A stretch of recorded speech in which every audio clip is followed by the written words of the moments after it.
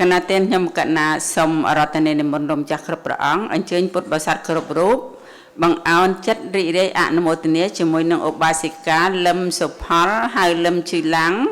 ឧបាសិកាសាទមុតតាហៅលឹមមួយឡាំងនិងស្វាមីឈរសេងថងលោកសាទមុនីហៅលឹមតិចជ្រុននិងលោកស្រីសេងលៀងព្រមទាំងកូនចៅ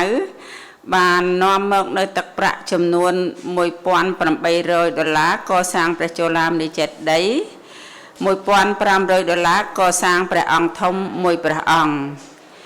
សីលវតីគួចអេងស៊ីមនិងសីលវតីគួចសៀមអេងឧបាសិកាលឹមជីឡាំងនិងឧបាសិកាលឹមមួយឡាំងព្រមទាំងកូនចៅបាននាំមកនៅទឹកប្រាក់ចំនួន$1,800កសាងមហាប្រាសាទទី2លោកគុជតិចនិងអ្នកស្រីសុកលៀងនិងកូនចៅក៏នាំយកនៅទឹកប្រាក់ចំនួន$200កសាងមជ្ឈមណ្ឌលវប្បធម៌ពុទ្ធសាសនាកម្ពុជាលោកស្រីគុជមេងនិងកូនបាននាំមកនៅទឹកប្រាក់ចំនួន